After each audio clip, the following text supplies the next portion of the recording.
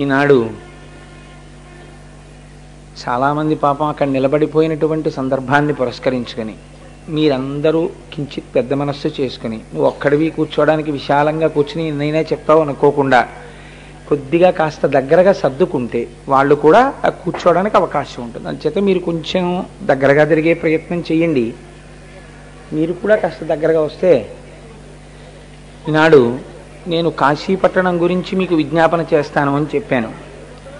కాశీపట్టణం గురించి నేను చెప్దాము అనుకునేసరికే కేవలము దర్శన మాత్రము చేత మన పాపములను తొలగించగలిగినటువంటి గంగ ప్రవహించి వచ్చింది. సాధారణంగా మనం కాశీ వెళ్ళి గంగలో మునక వేస్తే పాపక్షయం అవుతుంది. కానీ మన్ని తరింప చేయడానికి ఇవాళ గంగా నదే ప్రవహించి వచ్చింది. నా గురించి అపారమైనటువంటి ప్రేమ కలిగినటువంటి గోపాలకృష్ణ గారు ప్రేమ పొంగిల్లినప్పుడు దోషాలు కూడా గుణాలుగా కనపడతాయి. అందుకని వారు అప్పుడప్పుడు అలా అంటూ ఉంటారు. అవన్నీ నిజంగా నా ఎందున్నాయి అనుకుంటున్నారేమో. నిజంగా ఏదైనా ఒక్క గుణం ఏదైనా ఉంటే అది మా గురుదేవుల యొక్క ప్రసాదం. ఇవాళ అటువంటి మహనీయులు సభలో ఉండగా నేను శివాస్తోత్తరం చెప్పించే కన్నా తరువాతి ఉపన్యాసం నేను చెప్తాను. ప్రతిరోజు ప్రదోష వేళలో మనం శివాస్తోత్తరం చెప్పుకుంటున్నాం కనుక ఇవాళ మా గురుదేవుల పాదములు పట్టి వారిని నేను ప్రార్థించేది ఏమిటంటే ఒక్కసారి మా అందరితో ఇవాళ శివాస్తోత్తరం మీరు పలికించండి, మేము పలుకుతాం, తర్వాత నా ఉపన్యాసాన్ని ప్రారంభం చేస్తాను. ఒక్కసారి గురువు గారిని తీసుకురండి. అక్కడి నుంచి చెప్పి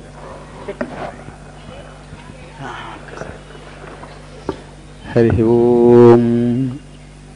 ధవల వపుషమిందోః ధవలవపుషమిందోః మండలే సన్నివిష్టం భుజగవలయహారం భస్మదిగ్ధాంగమీశం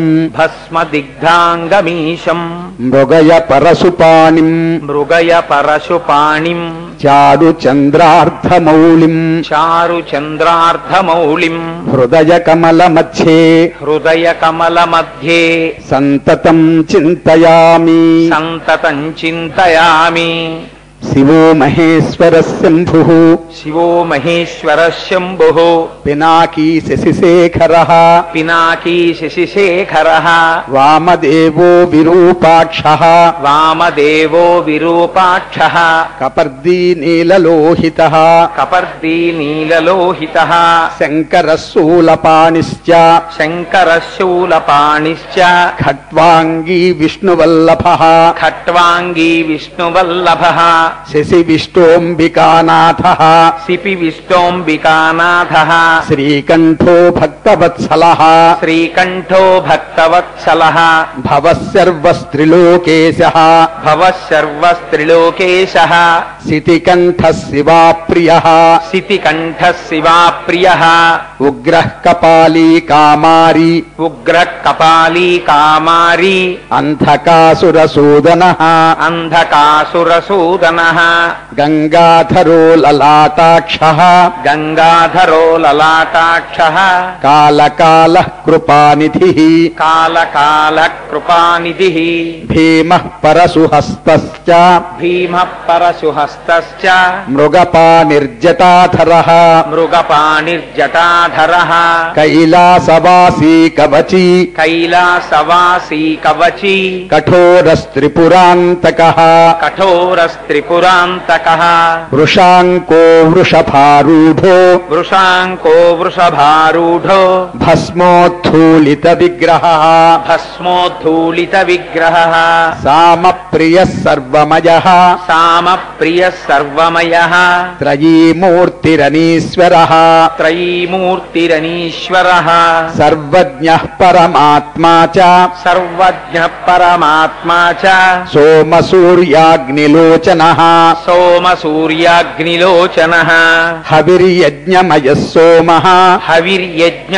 సోమః పంచవక్త్రః సదాశివః విశ్వేశ్వరో వీరభద్రో గణనాథః ప్రజాపతిః హిరణ్యరేతా దుర్ధర్షో గిరీశో నఖ నఖః గిరీశో గిరిశో నగః భుజంగభూషణో భర్గో భుజంగభూషణో భర్గో గిరిధన్వా గిరిప్రియః గిరిధన్వా గిరిప్రియః వృత్తివాసాః పురారాతిః కృత్తివాసాః పురారాతిః భగవాన్ ప్రమథాధిపః భగవాన్ ప్రమథాధిపః మృత్యుంజయః సూక్ష్మతనుః మృత్యుంజయః సూక్ష్మతనుః జగద్వ్యాపీ జగద్గురుః జగద్వ్యాపీ జగద్గురుః వ్యోమకేశో మహాసేన వ్యోమకేశో మహాసేన జనకశ్చారు విక్రమః జనకశ్చారు విక్రమః రుద్రో భూతపతిస్థానుః రుద్రో భూతపతిస్థానుః అహిర్బుద్ధ్యో దిగంబరః అహిర్భూత్మ్యో దిగంబరః అష్టమూర్తిరనేకాత్మ అష్టమూర్తిరనేకాత్మ సాత్విక శుద్ధ విగ్రహః సాత్విక శుద్ధ విగ్రహః శాశ్వతః ఖండ పరశుః శాశ్వత ఖండ పరశుః అజః పాశ విమోచకః అజః పాశ విమోచకః మృడః పశుపతిర్దేవో మృఢ పశుపతిర్దేవో మహాదేవో వ్యయో హరిః మహాదేవో వ్యయో హరిః పూషదంతభిదవ్యగ్రో పౌషదంతభిదవ్యగ్రో దక్షాధ్వరహరో హరః దక్షాధరహరో హరః భగనేత్రభిదవ్యక్తః భగనేత్రభిదవ్యక్తః సహస్రాక్షః సహస్రపాత్ సహస్రాక్ష సహస్రపాత్ అపవర్గప్రదోనంతః అపవర్గ ప్రదోనంతః తారకః పరమేశ్వరః తారక పరమేశ్వరః ఏవం శ్రీశంభుదేవస్య ఏవం శ్రీశంభుదేవస్య నామ్నామష్టోత్తరం శతం నామ్నామష్టోత్తరం శతం శ్రీశివాష్టోత్తర శ్రీశివాష్టోత్తర శతనామస్తోత్రం శతనామస్తోత్రం సమాప్తం. సమాప్తం. హరి ఓం. ఇవాల్టి రోజున వారణాసి క్షేత్రం గురించి చెప్పుకుందామని నిన్నటి రోజున మీతో నేను ప్రస్తావన చేసి ఉన్నాను. వారణాసి క్షేత్రంలో వెలిసినటువంటి విశ్వేశ్వరుడి గురించి ఒక ప్రార్థనా శ్లోకాన్ని పెద్దలు చెప్తూ ఉంటారు. సానందమానందవనీ వసంత ఆనందకందం హతపాప బృందం వారణాసీనాథమనాథనాథం శ్రీ విశ్వనాథం శరణం ప్రపద్యే. మనకి శాస్త్రంలో జ్ఞాన మార్గమునందు నయ్యితి నయ్యితి నయ్యితి నయ్యితి అంటూ వెళ్ళినప్పుడు ఏ లక్ష్యాన్ని చేరుకుంటామో, భక్తి మార్గంలో శరణు శరణు శరణు శరణు అంటూ మీరు ఏ ఇంద్రియాల్ని మనస్సుని గెలవలేకపోతున్నారో మీ యొక్క బలహీనతని ఈశ్వరుడి పాదముల దగ్గర విజ్ఞాపన చేసి ఈశ్వరుడి యొక్క అనుగ్రహం చేత ఆ ఇంద్రియములను మనస్సును గెలవగలిగినటువంటి స్థితిని పొంది తత్కారణము చేత ఈశ్వరానుగ్రహంగా జ్ఞానాన్ని పొందినటువంటి వాడు కూడా అదే స్థితిని పొందుతాడు. అందుకే మనం ఈ శరణు అన్న మాట సాధారణంగా వాడుతుంటాం. శరణం తరుణేందుశేఖర శరణం మే గిరిరాజ కన్యక శరణం పునరేవతా ఉభౌ శరణం నాణ్యదుపైవి దైవతం అంటాం. దీని చేత అందుచేతనే శరణనేటటువంటిది కేవలం నోటితో చెప్పేటటువంటిది కాదు.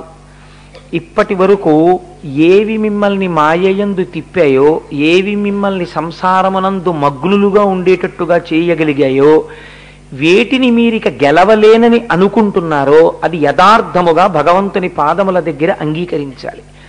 ఈశ్వర, నేను ఈ ఇంద్రియముల యొక్క అలజడిని తట్టుకోలేకపోతున్నాను, ఈ మనస్సు యొక్క ఉద్ధతిని నేను గెలవలేకపోతున్నాను, వీటిని గెలిచేటట్టుగా నీవే నీ శక్తిని నాయందు ప్రవేశపెట్టి నీ అనుగ్రహాన్ని నాయందు ప్రచోదనం చేసి దాని చేత నేను వీటిని గెలవగలిగినటువంటి సమర్థతని కటాక్షించు అని మీ బలహీనతని ఈశ్వరుడు ముందు అంగీకరించడం శరణాగత అవుతుంది.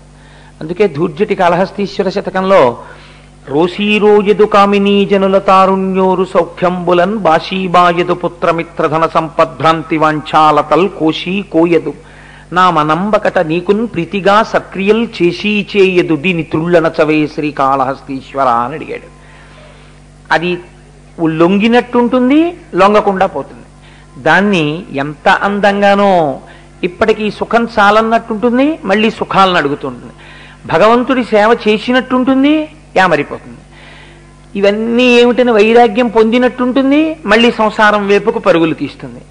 ఎంత ప్రయత్నించినా నీ పాదముల వైపు ఉన్ముఖము చేయలేనటువంటి నా బలహీనతను గుర్తిరిగి, ఈశ్వర నీవే నన్ను నీవాడిగా స్వీకరించు అని చెప్పడమే శరణాగతి. అందుకే శ్రీ విశ్వనాథం శరణం ప్రపద్యే, ఓ విశ్వనాథుడా నీకు నేను శరణాగతి చేయుచున్నాను అని ఆ ప్రార్థనా శ్లోకాన్ని ప్రారంభం చేస్తారు. సనాతన ధర్మమునందు జన్మించినటువంటి ఏ వ్యక్తికైనా జీవితంలో తప్పకుండా ఉండే కోరిక ఏమిటంటే ఒక్కసారి కాశీ వెళ్ళాలని, ఒక్కసారి కాశీ వెళ్ళాలని, ఒక్కసారి ఆ గంగలో స్నానం చెయ్యాలని, ఒక్కసారి ఆ విశ్వనాథలింగాన్ని 2 చేతులతో ముట్టుకోవాలని, ఒక్కసారి ఆ అన్నపూర్ణమ్మ దగ్గరికి వెళ్ళి నమస్కారం చెయ్యాలని, ఆ విశాలాక్షి తల్లి దేవాలయానికి వెళ్ళి అమ్మ తన విశాలమైన కన్నులతో ఈ లోకాన్నంతటినీ ఎలా పరిపాలన చేస్తోందనేటటువంటి విశేషాన్ని, అమ్మ కన్నులలో కారుణ్యాన్ని ఒక్కసారి దర్శనం చెయ్యాలని కోరిక లేనటువంటి వాడు సనాతన ధర్మమునందు ఉండడు. ఎక్కడ పుట్టనివ్వండి, ఎక్కడ ఉండనివ్వండి, జీవితంలో ఎవరికైనా ఉండే కోరిక ఏమిటంటే ఒక్కసారి కాశీ వెళ్ళాలని ఉందంటారు.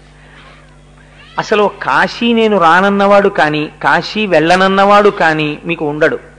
కాశీ పట్టణానికి వెళ్ళి ఆ విశ్వేశ్వరుణ్ణి దర్శించాలన్నది సనాతన ధర్మమునందున్నటువంటి ప్రతి వ్యక్తికి ఉండేటటువంటి కోరిక. అంత గొప్ప కాశీ పట్టణం ఎందుకంత ప్రఖ్యాతి వహించినది మీరు చూడండి. ఇప్పటి వరకు మీరు కొన్ని జ్యోతిర్లింగములను గురించి విన్నారు. సౌరాష్ట్రే సోమనాథంచ, శ్రీశైలే మల్లికార్జునం, ఉజ్జయిన్యాం మహాకాళమోంకారమమలేశ్వరం. వీటిలో మీకు ఆ వెలిసినటువంటి స్వయంభూ లింగము యొక్క గొప్పతనం ఉంది. లేదా నిన్నటి రోజు విన్నప్పుడు త్రయంబకేశ్వర చరిత్రలో ఒక మహానుభావుడైనటువంటి గౌతముని యొక్క తపస్సు చేత ఒక నది ప్రవహించినటువంటి ఘట్టం ఉన్నది. కానీ కాశీ పట్టణమే చాలా గొప్పది. మనకి శాస్త్రంలో అలా 2 పట్టణాలే కనపడతాయి. మిగిలినటువంటి పట్టణాల యందు ఇంత గొప్పతనాన్ని శాస్త్రాలు చెప్పలేదు. 2 ఆ 2 పట్టణాలే, 1 కాశీ, 2 అరుణాచలము. ఉత్తర భారతదేశంలో కాశీ, దక్షిణ భారతదేశంలో అరుణాచలం. వీటి యందు ప్రవేశమే గొప్ప అన్నారు. కాశీ పట్టణంలో ప్రవేశించడమే గొప్ప, అరుణాచలంలోకి ప్రవేశించడమే గొప్ప. ఈశ్వరానుగ్రహం లేనివాడు ఈ 2 పట్టణములలోకి ప్రవేశము చేయలేడు.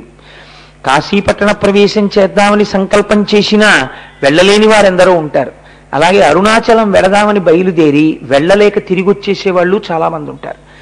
ఎందుకు వెళ్ళనివ్వరు అంటే 2 పట్టణములు కూడా ఈశ్వరానుగ్రహం ఉన్నవారు మాత్రమే ప్రవేశించగలరు. ఆ పట్టణమే అటువంటి పట్టణము.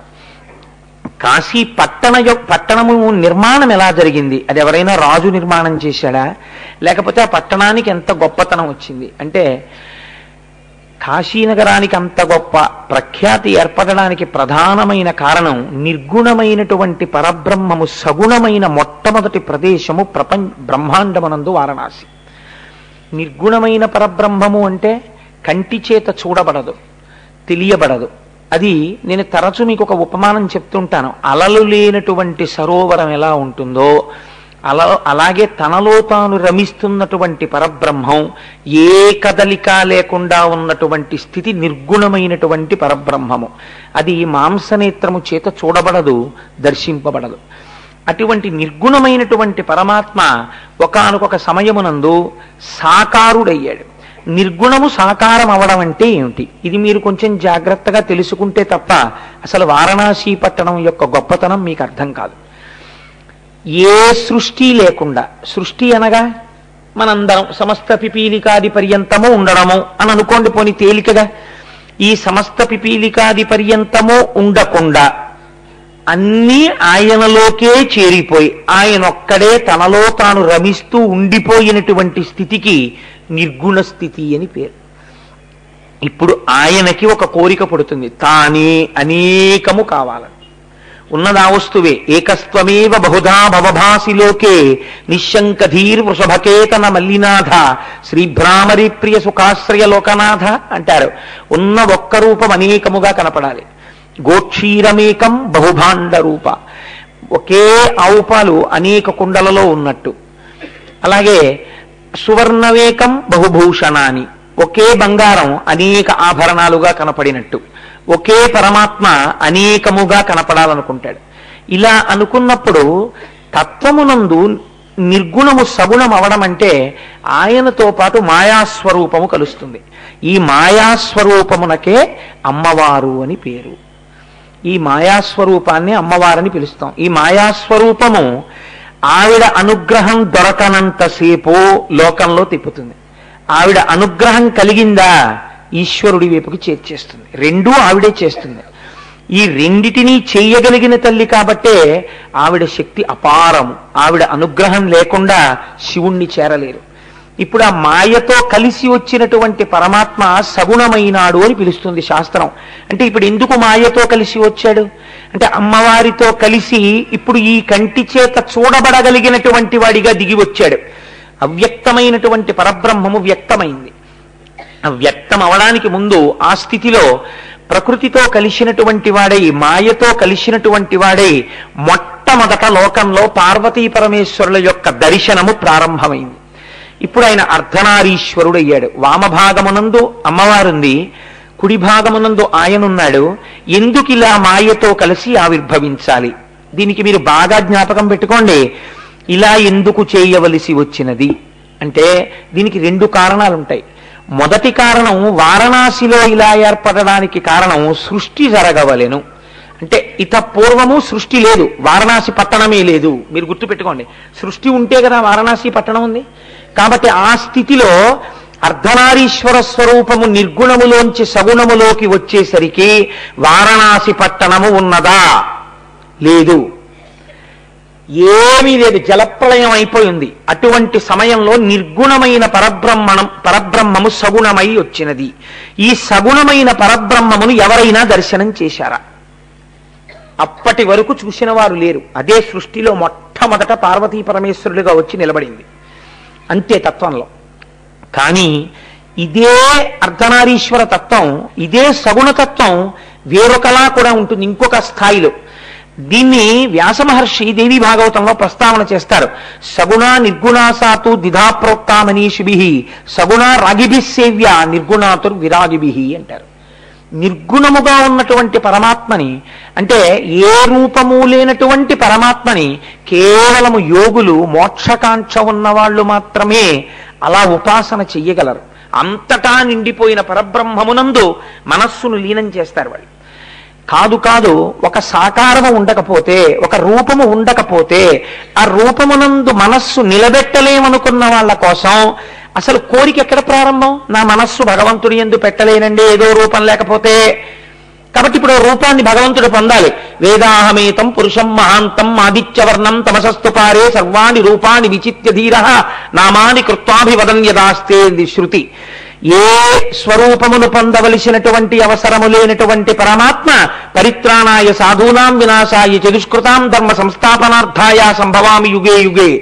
ఈశ్వర, ఏ రూపము లేనటువంటి నిన్ను ఈ రూపముతో చూడాలని కోరుకున్నటువంటి పరమ భాగవతోత్తముల కోర్కెను తిరస్కరించలేక అజాయమానో బహుదా విజాయతే అని ఒక రూపమును పొందవలసిన అవసరము లేని పరమాత్మ వాళ్ళు కోరుకున్న రూపాన్ని తాను పొందాడు. అప్పుడు సగుణమైంది.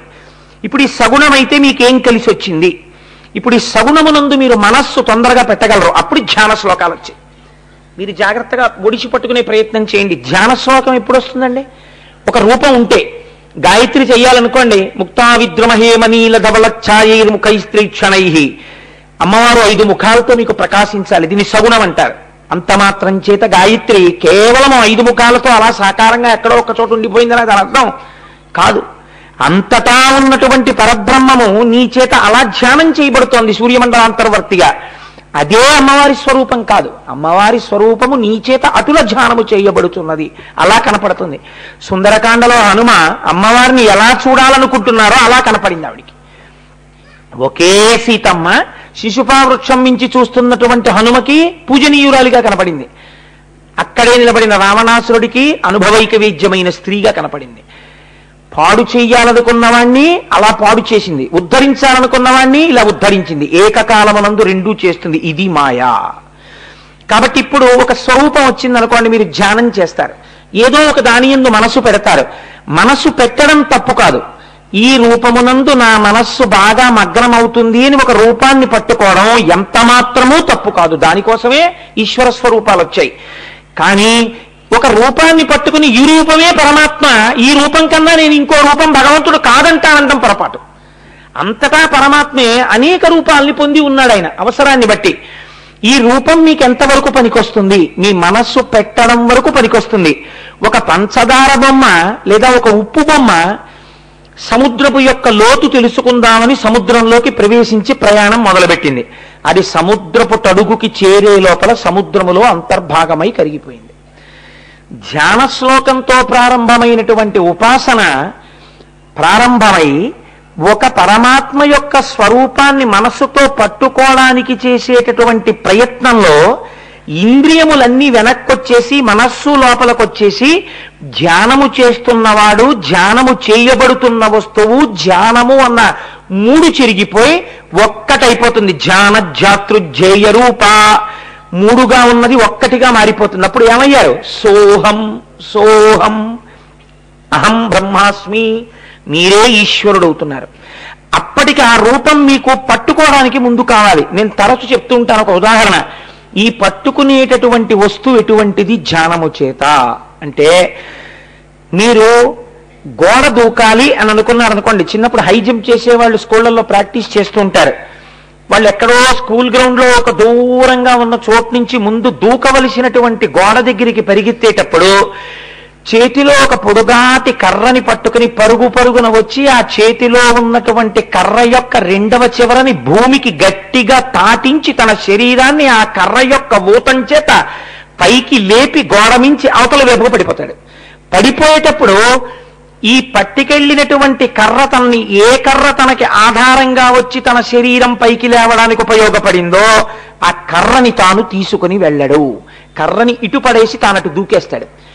ఒక స్వరూపాన్ని పట్టుకుని ధ్యానం చేసి చేసినటువంటి ధ్యానము చిట్ట చివరికి ఏ స్థితికి ప్రయాణించాలి అంటే అంతటా ఉన్నటువంటి పరమాత్మని కన్నులు విప్పి కూడా దర్శనం చెయ్యగలగాలి. అప్పుడేమవుతుంది? నమచ్చోరాయిచ శిష్ప్యాయిచ ఫేన్యాయిచ శిఖత్యాయిచ విద్యుచ్చాయిచ ప్రవాహ్యాయిచ మేఘ్యాయిచ, ఎక్కడ చూసినా మీకు ఈశ్వరుడే కనపడుతుంటాడు. ఈ స్థితిని పొందడం కోసం విశ్వమునందు విశ్వనాథుణ్ణి దర్శనం చెయ్యడం కోసం నీకు సాకారమైనటువంటి ఉపాసన ప్రారంభమైంది. కాబట్టి ఇప్పుడు విశ్వనాథుని యొక్క ఆవిర్భావము రెండు కోణముల యందు ప్రారంభమైంది. అందుకే సదాశివ సమారంభాం శంకరాచార్య మధ్యమాం అస్మదాచార్య పర్యంతాం వందే గురు పరంపరాం. మొట్టమొదట లోకానికి ఈ ఉపాసన క్రమాన్ని నేర్పడానికి నిర్గుణము నుంచి సగుణమై వెలిసినటువంటి మొట్టమొదటి భూమి ఏది ఉన్నదో అది వారణాసి. అయితే అప్పటికున్నదా వారణాసి? లేదు. ఇప్పుడు మీరు నిర్గుణము సగుణం అవడం అంటే ఏమిటో తెలుసుకున్నారు.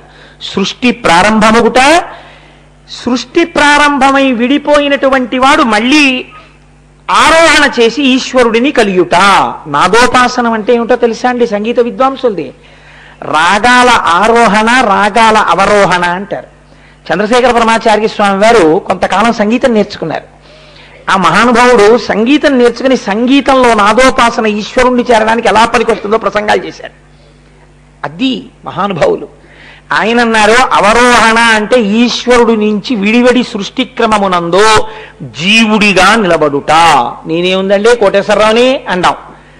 ఆరోహణ సరిగమ పదనిసా, మళ్ళీ ఆ సకారమునకు చేరిపోవుట.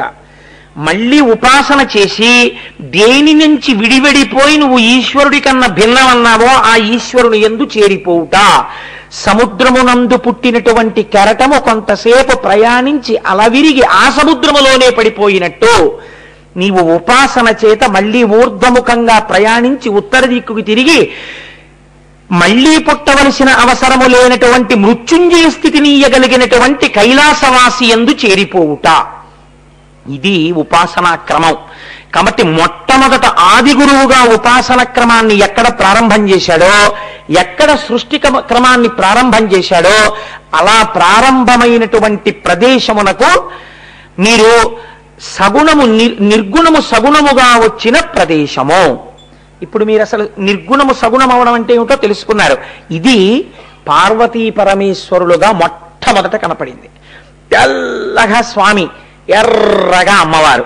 ఆ తెల్లటి స్వామిలోకి ఈ ఎర్రటి అమ్మవారు సగభాగాన్ని తీసుకున్నారు. శంకరాచార్యుల వారు అన్నారు, తయాహృత్వా వామం అపరమపి శంకేన మనసా అన్నారు. అమ్మ నాకు అనుమానంగా ఉందమ్మా, ఎర్రకాంతి మొత్తం పడిపోయింది, మిగిలిన సగం కూడా నువ్వు దొంగిలించావా అన్నారు. కాబట్టి అమ్మవారు ఎర్రగా, అయ్యవారు తెల్లగా అర్ధనారీశ్వర స్వరూపం వచ్చింది. ఇలా వచ్చినటువంటి స్వరూపాన్ని నిర్గుణమై, అఖండమై, నిత్యమునై, శివమై, అనన్య సంసర్గమునై, ప్రకాశిలుడు సారతరోత్తమ తేజమీ జగత్ సర్గము కోరి చెల్వమరే శక్తి శివాఖ్యల స్త్రీపుమాంసుడై నిర్గతమైన ఎక్కవ నేరిమి కారణమయ్యే సృష్టికి. ఇక పూర్వము వరకు లోకమంతా ఆయనతో చేరిపోయి ఉంటే ఆయన ఇప్పుడు నిర్గుణము నుండి సగుణముగా వచ్చి ఇప్పటి వరకు నిర్గుణంగా, విడివడకుండా అఖండంగా, నిత్యంగా, సత్యంగా, శివంగా, అనన్య సంసర్గంగా ఉండిపోయినదేదో మొదట ఇప్పుడు రెండుగా కనపడడం మొదలైంది. పార్వతీ పరమేశ్వర అని తెల్లటి శివుడు, ఎర్రటి అమ్మ ప్రారంభమయ్యారు. ఇప్పుడు ఇలా ఎందుకు వచ్చింది? మొదటి కారణం సృష్టిని చేయడానికి వచ్చింది. ఇప్పుడు సృష్టి ఎలా జరగాలి? స్త్రీ పురుష అన్న రెండు శరీరములు ఉండాలి. ఈ రెండు శరీరములు ఉంటే సృష్టి ప్రారంభం అవుతుంది. ఆయన లోపల సంకల్పం చేశాట. దీన్ని శాస్త్రం అంది, బహుమర్యాదగా మాట్లాడింది. నారాయణ నారాయణి. నారాయణి పార్వతీదేవి, నారాయణ శ్రీ మహావిష్ణువు. ఇప్పుడు అమ్మవారు పుంస్వరూపాన్ని పొందింది. మళ్ళీ శ్రీ మహావిష్ణువుగా వచ్చి ఎదట నిలబడింది. ఆయన పక్కన సృష్టి చేయడానికి అనువైనటువంటి ఒక స్త్రీ స్వరూపము వచ్చి చేరింది. శ్రీ ఈ లోకమంతటిగా ప్రకాశించడానికి. ఇప్పుడు వాళ్ళిద్దరూ చూసన్నారు, నీ సంకల్పము మాకు తెలిసింది, సృష్టి జరగాలన్నది నీ కోరిక, కానీ మేమేం చెయ్యాలి సృష్టి చెయ్యడానికి? ఇంత సృష్టి జరగాలి, ఏదో ఒకరినో ఇద్దరినో కంటం కాదుగా, కాబట్టి ఎలా ఇంత సృష్టి ఎలా జరుగుతుంది అని అడిగారు. అడిగితే ఆయన అన్నాడు, తపించండి అన్నాడు. పరమశివుడు నోరు విప్పి నిర్గుణము నుండి సగుణమైన తరువాత ఆయన నోటి వెంట పలికినటువంటి మొట్టమొదటి మాట తపింపుడు. మీరు తపించండి, తపస్సు చేయండి. వాళ్ళన్నారు ఎక్కడా? ఎందుకని? ఏం లేదప్పుడు, అంత నీరే, నీటితో నిండిపోయింది, ఎక్కడ తపస్సు చెయ్యాలి అని అడిగారు. వెంటనే ఈశ్వరుడు చూసి ఒక పట్టణాన్ని సృష్టి చేశాడు. అంటే అసలు ఈ బ్రహ్మాండముల యందు సృష్టింపబడిన మొట్టమొదటి పట్టణము వారణాసి. ఇప్పుడు వస్తోంది సృష్టిలో ఒక పట్టణం. ఏమా పట్టణం? కడున సత్కర్మముల నెల్ల కౌశలమున ఒడిసి కర్షణ కావించి సుడియ చేయ కాశీయను పేరు చెంది విఖ్యాతమయ్యే 5 క్రోసుల బరగునయ్య భవభూమి. భవ అంటే బతికించువాడు. ఆ బతికించగలిగినటువంటి, బతికించడం అంటే ఏంటి? నీ కృపన్ బ్రతికితి నీకన్న పుణ్యాత్మకులు కలరే, దీనికి నీకున్ ప్రత్యుపకృతిం చేయంగా నేనేరా అంజలి ఘటించద భూసురాన్వయమణి సద్బంధు చింతామణి అంటారు. అంటుంది రుక్మిణీ కళ్యాణంలో అమ్మవారు. బ్రతికించేటటువంటి వాడు గురువు. బ్రతికించడం అంటే ఏదో చంపేస్తే బతికడం కాదు. ఇన్నాళ్ళు చూడండి, ఏదైనా కష్టంలోంచి బయటకు వచ్చాం అనుకోండి, అమ్మయ్య నన్ను బతికించారండి అంటారు. చావడం చావడం చావడం, పుట్టడం పుట్టడం, చావడం పుట్టడం తప్ప ఇంకోటి తెలియకుండా చచ్చి పుడుతున్న మనకి ఒక గురువు దొరికి మళ్ళీ ఇంకొకసారి పుట్టవలసిన అవసరం లేకుండా చేసేశాడు. ఇంకంటే ఇప్పుడు నువ్వు నిత్యుడు వైపు అంటే బతికిపోయావి. కాబట్టి ఇలా బతికేటట్టు చెయ్యడానికి అంటే మోక్షం ఇవ్వడానికి. కాబట్టి ఇప్పుడు కాశీ ఏ పురి? మోక్షపురి, భోగపురి కాదు. కేవలము మోక్షం ఇవ్వడానికి. మోక్షమును పొందాలంటే ఏముండాలి? మీరు చేసినటువంటి పాపరాశి ధ్వంసమైపోవాలి, పాపములన్నీ పోవాలి. పాపములు ఏ రూపంలో జరుగుతాయి? మానసికముగా, కాయికముగా, వాచికముగా పాపములు జరుగుతాయి. ఈ 3 రకములైనటువంటి పాపములు ఏవున్నాయో, ఎవడు చేశాడో, ఏ జీవుడి ఖాతాలో ఇవన్నీ పడున్నాయో వాడు ఒక శరీరంతో, అది ఏ శరీరమో శరీరముతో శరీరిగా అంతే. మీరు బాగా జ్ఞాపకం పెట్టుకోండి కాశీ గురించి వినేటప్పుడు. చీమగానా అది కూడా ఒక జీవి, దానికి ఏదో పాపాలు ఉన్నాయి పూర్వం, కాబట్టి ఇప్పుడు అదొక చీమగా వచ్చింది. ఒక దోమగానా అంతే, దానికి కొన్ని పాపాలు ఉన్నాయి, దోమగా వచ్చింది. దానికి ఏమి లేవు, షడూర్ములు దానికి ఉన్నాయి. జననం ఉంది, మరణం ఉంది, ఆకలి ఉంది, దప్పికుంది, భయం ఉంది, శోకం ఉంది, మోహం ఉంది. కాబట్టి షడూర్ములతో ఉన్నటువంటి సమస్త ప్రాణులు జీవకోటులే. కాబట్టి ఇందులో ఏదైనా కాశీ పట్టణంలోకి ప్రవేశించగలిగితే, శంకరుడు అంటున్నాడు, అలా ఎవరైనా ఈ భూమిలో అడుగు పెట్టినట్టయితే వాళ్ళని నేనేం చేస్తానో తెలుసా? ఎదర సృష్టి జరుగుతోంది. సృష్టి అంటే అందరూ ఈశ్వరుడి నుంచి విడివడి జీవస్థాయిలోకి వెళ్ళిపోతున్నారు. వీళ్ళు ఇలా ఎన్ని కోట్ల జన్మలు తిరుగుతున్నారో, నా అంతవాణ్ణి నేను, నా అంతవాణ్ణి నేనన్న అజ్ఞానంతో కర్మలు చేస్తూ మళ్ళీ ఈశ్వరుణ్ణి చేరడం ఎలా? అంత తేలిక కాదు. కానీ నేను ఇవాళ ఒక సులభ మార్గాన్ని ఇస్తున్నాను. సృష్టికే మొదట వచ్చిన పట్టణం కాబట్టి ఇందులోకి ఎవరు అడుగు పెడతారో వాళ్ళకి కడు అసత్కర్మముల నెల్ల కౌశలమున ఒడిసి కర్షణ కావించి సుడియ చేయ. కౌశలమున ఎంత గొప్ప మాట వేశారో చూడండి. అంటే మంచి నేర్పరితనంతో ఈ శరీరంలోంచి ఒక భాగాన్ని బయటికి తీస్తున్నారనుకోండి, చాలా అల్లరి ఉండాలి దానికి. ఆపరేషన్ చేస్తున్నారండి అనాలి, హాస్పిటల్లో జాయిన్ అవ్వాలి, ఎనస్థీషియా ఇవ్వాలి, ఇంటెన్సివ్ కేర్ యూనిట్ అద్దంలోంచి మిగిలిన వాళ్ళు చూడాలి, డాక్టర్ గారు వచ్చి కత్తితో కొయ్యాలి. ఒక్కొక్కసారి ఇదిగోనండి మీ వాడి శరీరంలోంచి తీసేసిన భాగం తీసుకొచ్చి చూపిస్తూ ఉంటారు కూడా.